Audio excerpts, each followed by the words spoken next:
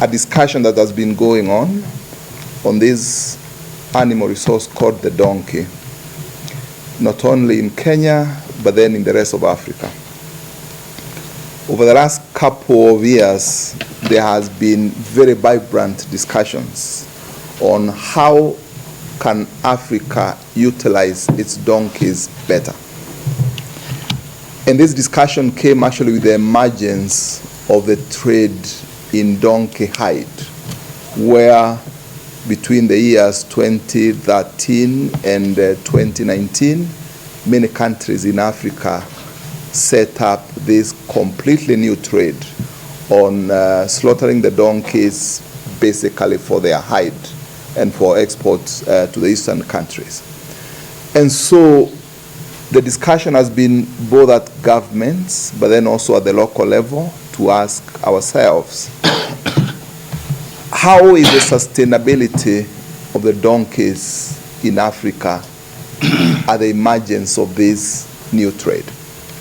And so what AUIB has done, and Dr. Hivera will be mentioning more around that, is to rally all of us in Africa, because then it is the African Union that actually coordinates all the African countries.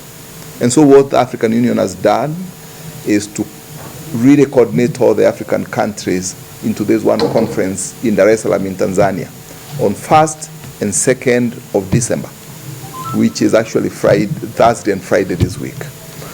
So Thursday and Friday this week, there will be this huge conference that we are calling the Pan-African Donkey Conference in Dar es Salaam in Tanzania.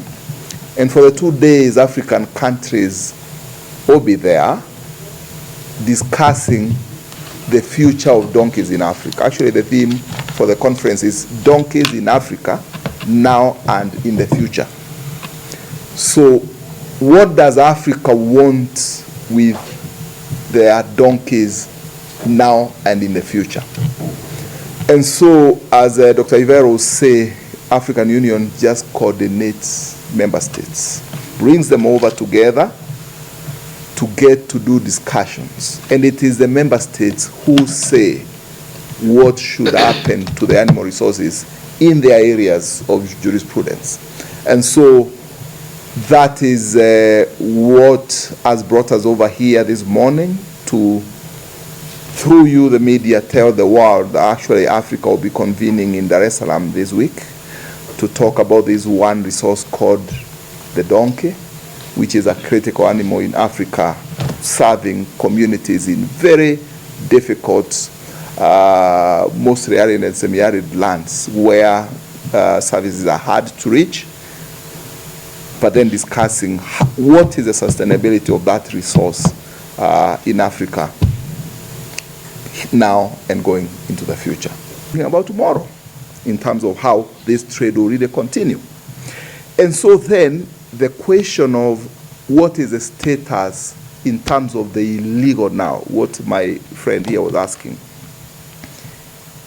There are undercurrents today that there is illegal slaughter.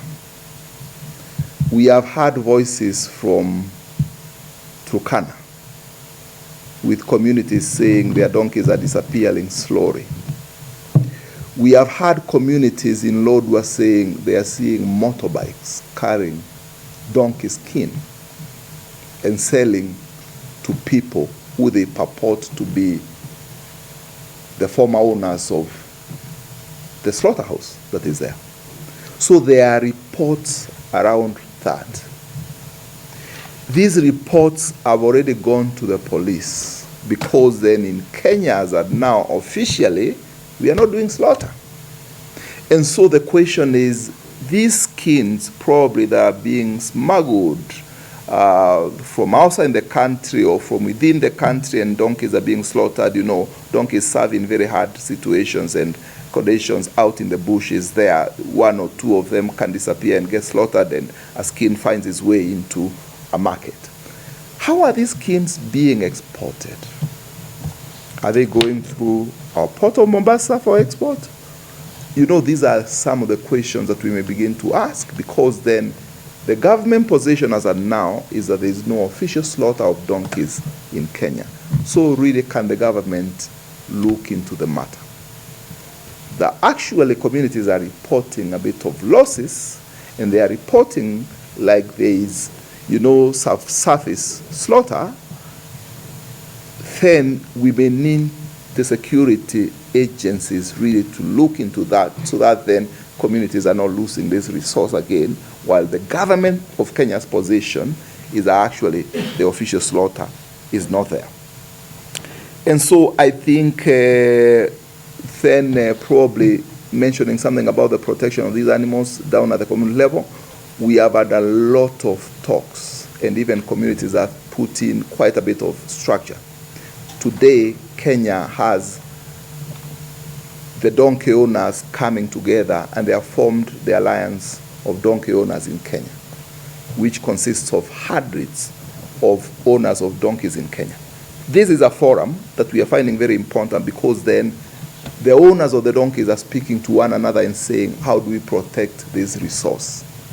So some of them have actually come up with very nice, good ways of actually protecting their donkeys at their own villages, housing them better, the people who are leaving their donkeys loose on the road and things like that. Those owners actually are able to self-regulate one another. How does my neighbor keep their donkey? So they're able to look at one another in that way. And so we are hoping that could be a way that now can help us to really reduce even the illegal, the emergence of the illegal trade that may be coming up in some of the areas. So I think I will just leave it there. To Middle East, it's true, because this region has at least 35 to 40% of animal resources in Africa, and do export a lot to the MENA region. MENA region is Middle East and Northern Africa. And Northern Africa, sheep, goats, cattle, and camel. I don't have the exact figure, but it is used because they are the main provider of animals to Middle East and North Africa, followed by now Australia and other countries, Brazil and Argentina. Maybe Dr. Wakusama, who's Kenyan, can rescue me on this one, but it is a really a significant. Let's say they even rely mainly on the greater horn of Africa, at some extent that with AU IBA and IGAD, there were annual meeting with between the exporting countries that are the greater horn of Africa, member state, and the importing countries in Middle East, Saudi Arabia, Kuwait, among others. Dr. Sapusama, maybe you can come in. I can add on and say yes. As I told you, we have offices, regional offices on the 5 continents, and in Africa, the regional office based in Bamako in West Africa, with some sub-regional offices, one in Tunis for the North African region, one in Nairobi for the Eastern African region, and one in Gaborone for the South African region. We all work with the member countries through the delegates, as I had indicated to you, who are actually our entry and focal points to implement the standards that have been developed by the General Assembly. We, at the moment, have been working with the AU IBA and Brook and other organizations to actually uplift animal welfare standards on the continent. Realistically, most of our countries are not implementing these standards the way they should be compared to, let's say, countries in Europe or in some countries in Asia. So on a scale of maybe 1 to 10, I would say maybe we are at about 3 or 4 compared to some other countries. And it varies from country to country. And it depends which standard you are also talking about.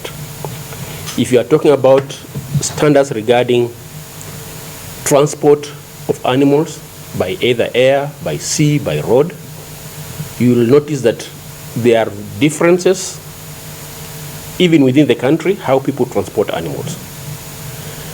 But on the whole, there is guidelines provided on how we should do it.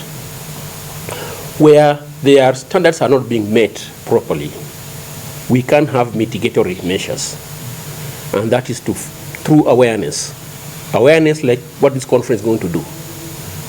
Are we really following the standards for slaughter? We create that awareness through the media, through people like you, through publications. We should be able to encourage the countries to apply for an assessment of their deliver veterinary services through what we call a performance of veterinary services tool. It's through that tool application that a country will be able to know at where they are. You can apply a standard, you can apply that assessment with a focus on how are we doing on animal welfare. And it's just by so doing that we can now be able to support countries to assess and therefore mitigate the deficiencies. But and as I told you before, when the standards are created, it is the owners of the veterinary services in the individual countries to apply them. There are challenges. Some of them don't have the resources. Some of them may not have adequate manpower to even interpret the standards. And this is where we now come in and encourage the countries to actually apply to us so that we can support them to be able to identify their deficiencies and thereafter be able to apply the standards correctly. Thank you.